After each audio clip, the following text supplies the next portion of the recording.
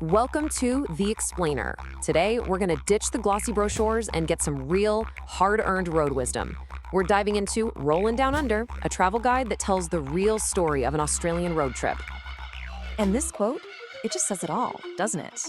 The whole philosophy here is to get real. We're talking about cutting through all that picture-perfect tourist fluff and getting down to what life on the road is actually like. So here's how we're going to break it down. We'll follow the journey just as it unfolds. First up, we'll figure out who this guide is actually for. Then we'll hit the Great Ocean Road, dive right into its heart, see what's beyond the main tourist trail, and then wrap it all up with a final verdict. You know, what really matters when your home is on wheels. Okay, first things first. To really get what this guide is all about, you've got to understand who it's talking to. So, this advice, it's laser focused on a very specific kind of traveler, the gray nomad. And no, we're not talking about your weekend warrior. Think long-term explorers. Their whole list of priorities is different.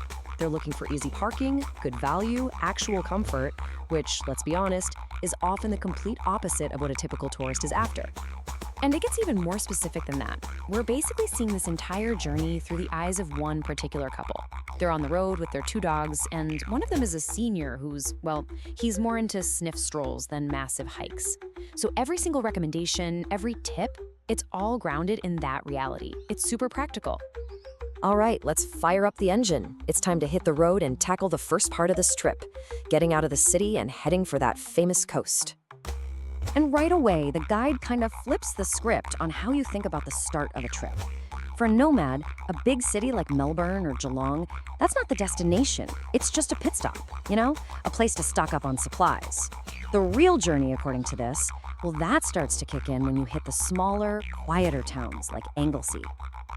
Okay, so next stop, Lorne. And this is where the guide says you get your first real test. It's a test of your nomad skills. Yeah, the views are absolutely stunning, but you gotta work for them. We're talking tight, winding roads and, the classic challenge, trying to get your caravan level on a sloping campsite.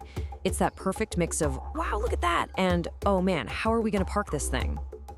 Okay, buckle up. Now we're getting into the part of the road that everybody's here for. The iconic, postcard-perfect heart of the Great Ocean Road. So the guide spends a good chunk of time on Apollo Bay. It's positioned as this really crucial hub for nomads. So let's zoom in a bit and see why this place is so important when you're looking at it from a road tripper's point of view.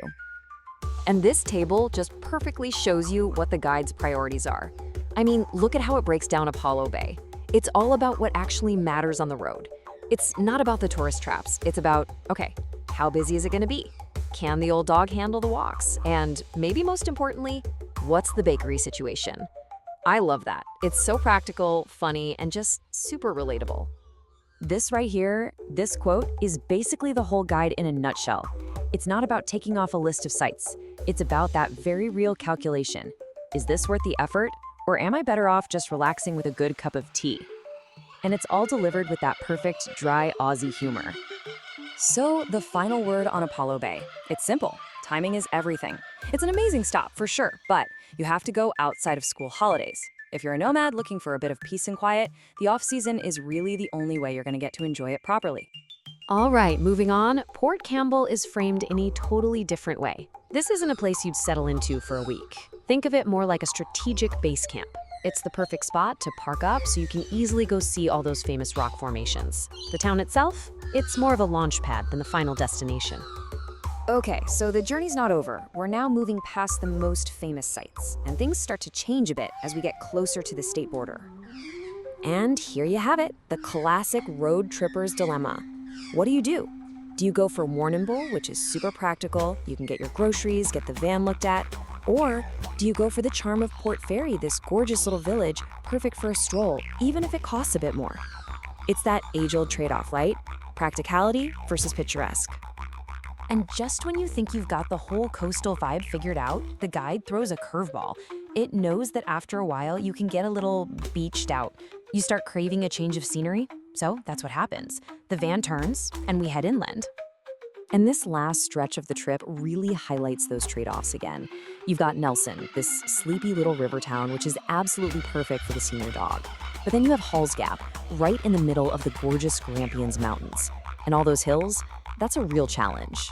It's this constant balancing act between amazing scenery and what's actually practical. So, after all that driving, all those stops, what have we learned?